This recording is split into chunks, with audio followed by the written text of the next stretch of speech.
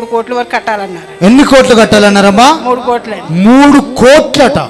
ప్రార్థన చేయగానే 3 కోట్లు కట్టవలసిన అమౌంట్ 7,50,000. చూడండి, వీళ్ళ వంతుకు 7,50,000 మాత్రమే కట్టారు. చప్పట్లు కొడుతూ దేవుని కనపరచండి.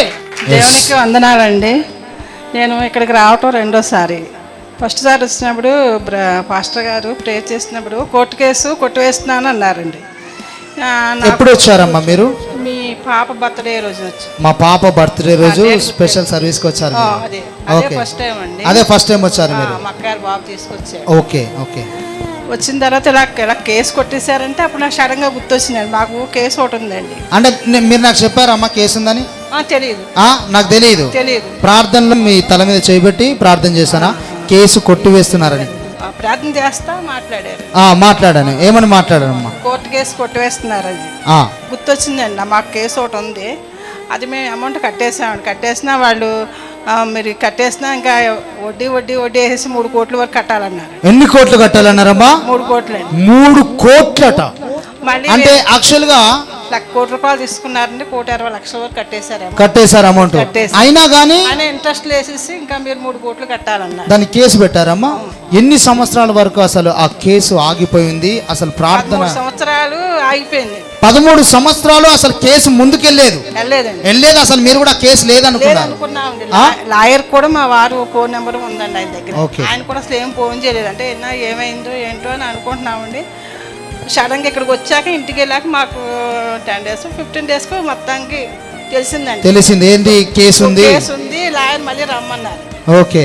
అంటే మేము కొంచెం టెన్షన్ పడ్డాం. ఏంటి ఏమో మళ్ళీ 2 కోట్లు కట్టమంటాడు 3 కోట్లు కట్టమంటాడు అని భయపడ్డాం.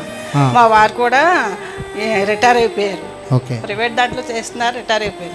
ఈ టైంలో మేము ఎలా కట్టాలి ఏంటంటే కొంచెం టెన్షన్గా ఉన్నాం. అప్పుడు నేను అన్నానండి, ఇలాగే సన్నిధికి వెళ్ళాం, పాస్టర్ గారు లాగా అన్నారు, మనకేం పర్వాలేదు, దేవుడు కేసు కొట్టేస్తాడు, మనకేం పర్వాలేదు, ఏం కాదు అని చెప్పానండి ఆయనతోటి. అలాగే కోట్ల మీద కట్టవలసిందండి 15 లక్షలు సెటిల్ చేశారు. చప్పట్లు కొడితే దేవుని కనపరచండి. ఎన్ని కోట్లు? 3 కోట్లు కట్టమన్నారట బ్యాంకు వాళ్ళు. 3 కోట్లు అండి. చూడండి, ఒకవేళ నువ్వు కేసుతో బాధపడుతున్నావా, ఈరోజు నీకు విడుదల వచ్చును గాక. హల్లెలూయా. ఎన్ని కోట్లు? 3 కోట్లు కట్టమన్నారు. అసలు ఆ విషయాన్ని కూడా యాక్చువల్లీ ఈ కుటుంబ సభ్యులు మర్చిపోయామండి. మీరు ఇక్కడ చెప్పాక నాకు మళ్ళీ గుర్తుకొచ్చింది. ప్రార్థన చేసిన తర్వాతనే ఆ విషయాన్ని దేవుడు ముందుకు తీసుకొచ్చాడు. అసలు ఆ విషయాన్ని ముందుకు తీసుకొచ్చి ఏ విధంగా అయితే దేవుడు మాట్లాడాడో ఆ విధంగా కేసును తీసుకొచ్చి ప్రార్థన చేయగానే 3 కోట్లు కట్టవలసిన అమౌంట్ కాస్త 15 లక్షలకు. అది కూడా ఎంతమంది అమ్మా? ఇద్దరండి. కట్టేశారు. కేసు కూడా కొట్టేశారా? అది ఇంకా వస్తుందండి. అన్ని పంపించారు. మొత్తం కేసు క్లోజ్ అయిపోయింది. చప్పట్లు కొడుతూ దేవుని కనపరచండి. దేవుడికే మహిమ కలుగును గాక. ఆమేన్ ఆమేన్. చప్పట్లు కొడుతూ దేవుని కనపరచండి.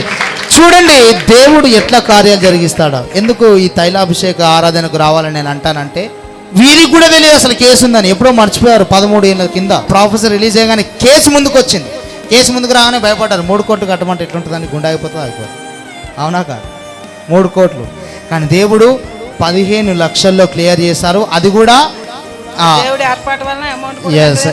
మీ వంతుకు ఎంత కట్టారు? 7,50,000. చూడండి, వీళ్ళ వంతుకు 7,50,000 మాత్రమే కట్టారు. చప్పట్లు కొడుతూ దేవుని కనపరచండి.